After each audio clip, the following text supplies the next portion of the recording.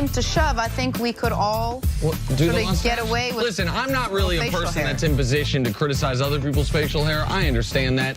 But AB, you do enough with the hair on top. I don't think you need to be dyeing the mustache Hulkster style. Yeah, Nick's not real comfortable talking about people and how they look and everything. No. So this is something new to him. It's a glass houses scenario. Yeah. I'm aware of it. Nick's like, look at me, man. I'm pale, my nose. People think I'm all different types of nationalities. I'm just a white boy trying to make it. I mean, can a white boy make it? Like, that's all I'm trying to do. Speaking of white boys trying to make it, Julian Edelman. Back to the Patriots. Thank you for the transition. Edelman embraced the role of underdog in the AFC title game. His hashtag Bet Against Us went viral, and during that game, he was seen on the sideline telling Tom Brady, "You're too old," as they both laughed. But Cece, does playing the undercard actually work? The underdog card actually work? In most time in sports, there are moments that it can be utilized. But most of the time it works. You are the underdog. The Eagles last year. I mean, you can't lie to professional athletes. You can't try to come in and create some type of story that's not there. As a player, as an individual competitor, you can do it. But Bill Belichick won't do that. He doesn't believe in that. He doesn't teach that.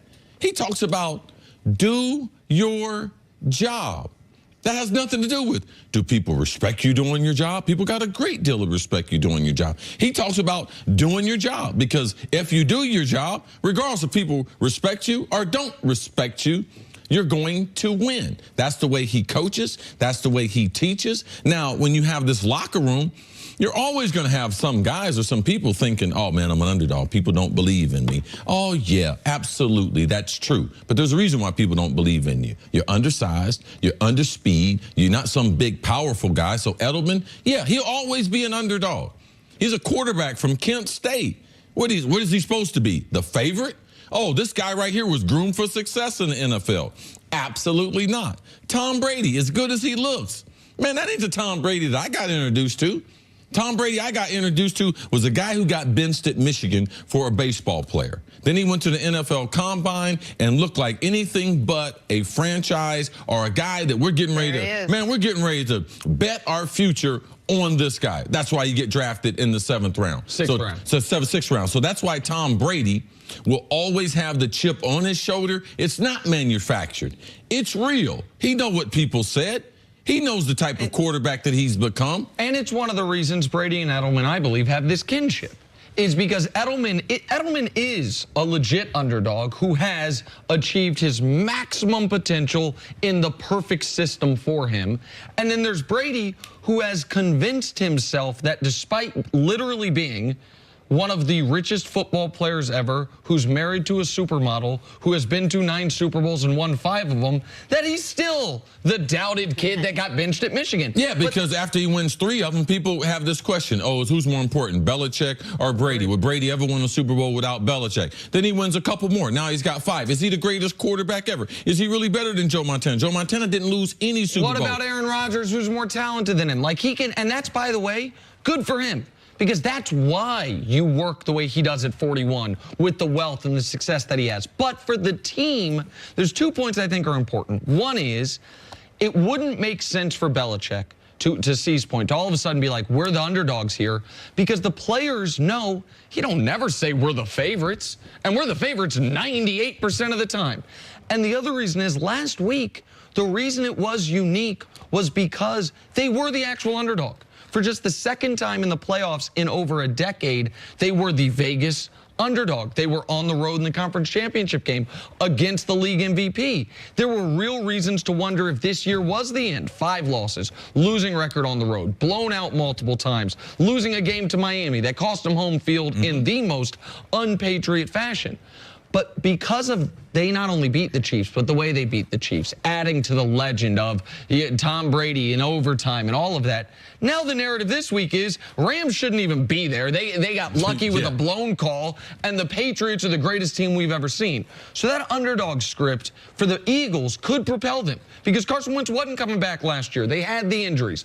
For the Pats, to me, that was a one-time thing when they actually were underdogs, not when they're a 3-point favorite over a team team whose entire roster has fewer Super Bowl appearances combined than Tom Brady does by himself. Do you think, though, it is just a couple of the players? Do you think there's more players than just Edelman and Brady? Do you think that's the general consensus on the team? I think there's guys that feel disrespected by us. But if people in the media that say that they're not, that it's Belichick, Brady, and 52 other guys. Yeah, I think there's that. I think people are always looking for something. I think New England has enough motivation outside of those other things. They're very, very talented. And the players get upset when you don't speak to their talent, when you only talk about Belichick and Brady, which we do segment after segment after segment. We don't talk about the McCourty brothers. We don't talk about them, their ability to be able to rush the passer without an elite pass rusher. Dante Hightower, like corner in football. You know, they get tired of that. Miss me with that. Let's get back to James Harden now. We're running out of ways to describe the historic run that he's been on. Harden poured in a career-high 61 points and had 15 boards in Houston's win at the Garden. He tied Kobe Bryant for the most ever scored by a visitor at MSG. Nick, how impressive was James Harden last night, and how impressive has this run been? I think the most impressive thing about Harden last night was, if you didn't see the game, and it was here in New York City, and I know we all watched it. It was thankfully not a West Coast game where you got to be up till 2 in the morning. And you walked into work this morning and said, hey, Rockets played the Knicks. Guess which happened? Harden scored 21 or Harden scored 61? You've got to be right. I think people would say, oh, 61.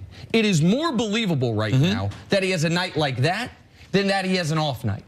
In these last 5 games, Chris, he's averaged 52 points. He's scored 261 points in the last 5 games. He has made 76 baskets. None of them have been assisted by a teammate. Now, he's still leading the team in assists. He's still getting his teammates involved. It's hard to believe that you could play basketball in the NBA and that be the case, where he wouldn't be assisted in some type of form or fashion. Not one alley-oop. It's the hardest way to build a score and to build a function to try to add something to your point. It's impossible what he's doing. In these 5 games, I know we're talking about the 20-plus. Let's talk about these 5 games where he's averaged 52. He scored 261 points in 192 minutes. The other teammates have scored 324 points in over 1,000 minutes. Wow. And everyone knows what the Rockets are going to do. There it is. He's giving you 1.3 points per minute. The rest of his teammates are giving you less than 1/3 of a point per minute. Everyone knows what the Rockets are going to do. No one can stop it. And what I am going to implore my friends in the media to do is stop misrepresenting what he's doing. Oh, it's all free throws. It's okay. If free throws didn't count, you know who would lead the NBA in scoring? James Harden. Yes. If 3-pointers were all worth 2, you know who would lead the NBA in scoring? James Harden. Oh, everyone's numbers are inflated this year. Okay, well, no one else is averaging 30. He's averaging 36. Like, we are watching a special month of basketball from a player, who didn't get satisfied after winning the MVP and came back in the best shape of his life and added that step back, which has made him unguardable. That's the reason why we're seeing this great basketball, is because we're talking about a guy who was already an MVP, a guy who's already great. He's added other things. His ability, we saw last night, he was able to lift off of both legs. What was that? He's a left-handed shooter. He typically jumps off of one leg. Last night, we saw him finishing at the cup, jumping off of his left leg, which is not his dominant jump leg. So his dribbling ability, his ability to be able to get to the hole has always been special. But now his ability to be able to take the contact, be able to draw the fouls, and go to the free throw line and finish off the play. Because it's one thing to get fouled. It's another thing to be able to finish it. What he's doing is very, very special, and we should acknowledge it. And when his team needs him, Chris Paul out, Clint Capella out, he has to do it. All right, we got to go. We'll talk more about this like tomorrow. You, Jenna, when we need you.